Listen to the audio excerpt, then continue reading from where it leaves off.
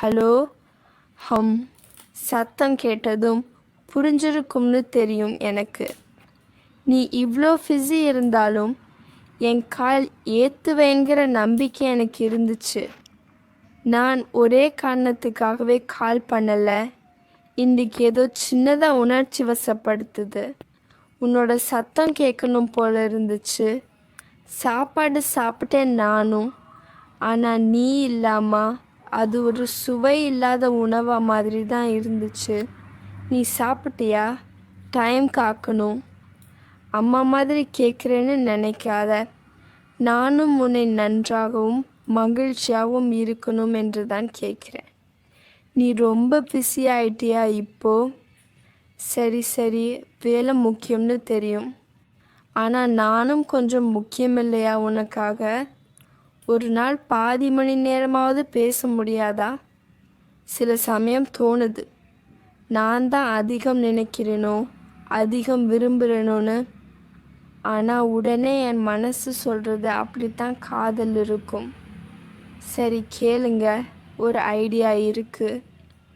ஒரு நாள் நீயும் நானும் மட்டும் காணலாம். குழப்பமில்லாத இடம், சத்தமில்லாத இடம். நீங்கள் கொடுத்த கை நான் பிடிச்சிக்கிட்டு சும்மா நடக்கணும். ரெஸ்டாரண்ட்டுக்கும் போகலாம். நீ விருப்பமுள்ளதை சாப்பிடு. ஆனால் பில் நீ தான் செலுத்தணும். ஓகேவா? மூவியும் பார்க்கணும் உன் தோளில் சாய்ந்து. ஸ்க்ரீனில் இல்லை, உன் கண்களில் பார்ப்பேன் நான். உனக்கு எந்த மாதிரி படங்கள் பிடிக்கும்? எனக்கு ரொமான்டிக் சினிமாக்கள் ரொம்ப பிடிக்கும். ஷாருக் நடித்த அந்த பழைய 90கள், தில் தோ பாகல் ஹை, குச்சு குச்சு ஹோதா ஹை, கபிஹா கபினா. அந்த படங்களை பார்த்தாலே காதல் எவ்வளவு அழகாக இருக்குது என்று உணர முடியும். உன்னோட ஃபேவரட் ஹீரோ யாரு? ஹீரோயின் யாரு? எனக்கு ஹீரோயின் யாரும் பிடிக்கல. ஏனெனில் எனக்கு பிடிச்ச ஹீரோயின் நானே தான்.